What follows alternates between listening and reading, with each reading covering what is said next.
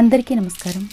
ఎవరైనా గెస్ట్లు వచ్చినప్పుడు తీయగా స్వీట్ చేయాలనుకుంటే తక్కువ ఇంగ్రీడియంట్స్తో కంటికి అందంగా కనిపిస్తూ కరకరలాడుతూ జ్యూసీగా నోటికి ఎంతో రుచిగా ఉండే ఈ స్పెషల్ స్వీట్ చేయడం కోసం ముందుగా ప్లేట్లో జల్లెడ పెట్టుకొని 1.5 కప్పుల మైదా పిండి వేసి 1/2 స్పూన్ ఉప్పు కూడా వేసి ఒకసారి జల్లించిన తర్వాత పిండంతా ఒకసారి బాగా కలపాలి. ఇప్పుడు కొంచెం నీళ్లు పోసుకుంటూ పిండి మరీ జారుగా కానీ గట్టిగా కానీ కాకుండా పూరీ పిండిలా కలుపుకోవాలి. అయితే స్వీట్ గుల్లగా రావడం కోసం ఇది కలిపేటప్పుడు వీలైనంత గట్టిగా చేత్తో ఒత్తుతూ కలపాలి.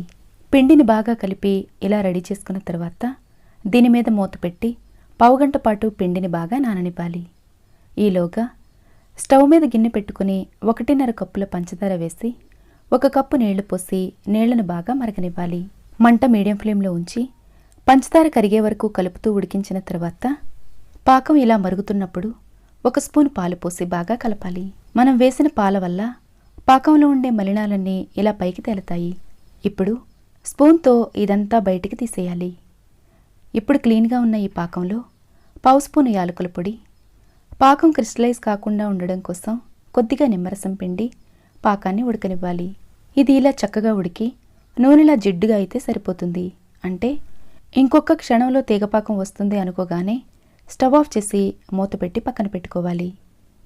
ఇప్పుడు 1/2 గంట పాటు నానిన ఈ పిండిని 5 నిమిషాల పాటు బాగా కలిపి ఇలా రోల్లా చేసుకుని చిన్న సైజు ముక్కలుగా కట్ చేసుకోవాలి.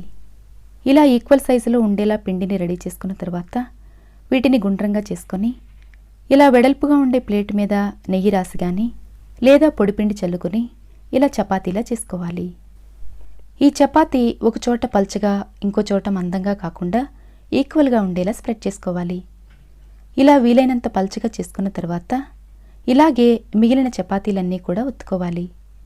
ఇప్పుడు దీని మీద 1 స్పూను నెయ్యి అప్లై చేసి దీనిపైన కొంచెం మైదా పిండి చల్లి పిండిని ఈక్వల్గా స్ప్రెడ్ చేసుకోవాలి.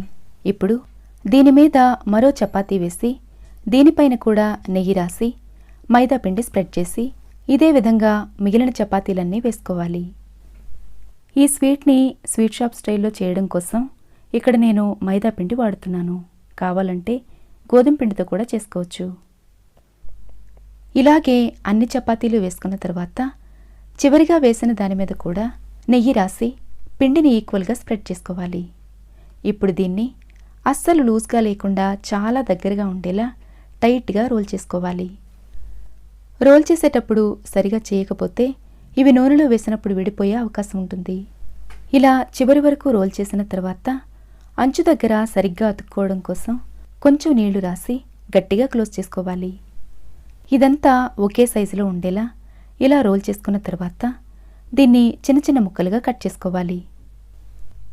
ఇలా లేయర్స్లో వచ్చిన దీన్ని మధ్యలో నుండి మెల్లగా ఒత్తుతూ కొంచెం పల్చగా స్ప్రెడ్ చేసుకోవాలి. దీన్ని మరీ గట్టిగా ఒత్తేస్తే చపాతీ లేయర్స్ అన్నీ కలిసిపోయి స్వీట్ సరిగా రాదు. ఇలా చేసేటప్పుడు అంచుల దగ్గర ఊడినట్లయితే దీన్ని లోపలికి నొక్కి సరిచేసుకోవాలి. ఇలా అన్నీ రెడీ చేసుకున్న తర్వాత ఇవి డ్రై అయిపోకుండా నీళ్లలో గట్టిగా పిండి తీసిన తడిబట్ట వేసుకోవాలి. తర్వాత డీప్ ఫ్రైకి ఆయిల్ పెట్టుకొని నూనె కొంచెం కాగిన తర్వాత మాత్రమే వీటిని వేసుకోవాలి. నూనె మరీ కాగినట్లయితే ఇవి సరిగా వేగక ముందే రంగు మారిపోతాయి. అలాగే నూనె అస్సలు కాగకుండా వేసేస్తే నూనె బాగా పీల్చేసుకుంటాయి. ఇవి వేసిన తర్వాత కొంచెం మెల్లగా గరిటెతో జాగ్రత్తగా తడితే లోపల ఉండే పొరలన్నీ చక్కగా ఓపెన్ అవుతాయి. వీటిని గరిటెతో తట్టేటప్పుడు మరీ గట్టిగా చేసినట్లయితే నూనెలో విడిపోయే అవకాశం ఉంటుంది. ఇవి లోపలి వరకు వేగేలా మంట లో ఫ్లేమ్ నుండి మీడియం ఫ్లేమ్లోకి అడ్జస్ట్ చేసుకుంటూ 2 వైపులా తిరిగేస్తూ వేగనివ్వాలి. ఇలా చక్కగా వేగిన వీటిని అస్సలు నూనె రాకుండా వడకట్టి పక్కనే ఉన్న వేడిపాకంలో వేసి 1 నిమిషం పాటు జాలి గరిటెతో ఒత్తి ఉంచాలి. ఇలా చేయడం వల్ల పాకం లోపల వరకు వెళుతుంది. ఇవి వేసే ముందు పాకం చల్లారిపోయినట్లయితే మరోసారి వేడి చేసుకోవాలి. 1 నిమిషం పాటు పాకం పీల్చుకున్న తర్వాత బయటికి తీసి సర్వ్ చేసుకోవడమే. ఇవి గాలి తగిలిన డబ్బాలో స్టోర్ చేసుకుంటే బయటే 5 రోజుల పాటు నిల్వ ఉంటాయి. కరకరలాడుతూ క్రిస్పీగా జ్యూసీగా ఎంతో టేస్టీగా ఉండే ఈ స్వీట్ మీకు నచ్చినట్లయితే లైక్ చేయడం మర్చిపోకండి. మరిన్ని వీడియోస్ కోసం మన ఛానల్ సబ్స్క్రైబ్ చేసుకొని నోటిఫికేషన్ మిస్ అవ్వకుండా ఉండడం కోసం బెల్ బటన్ నొక్కండి. Thanks for watching.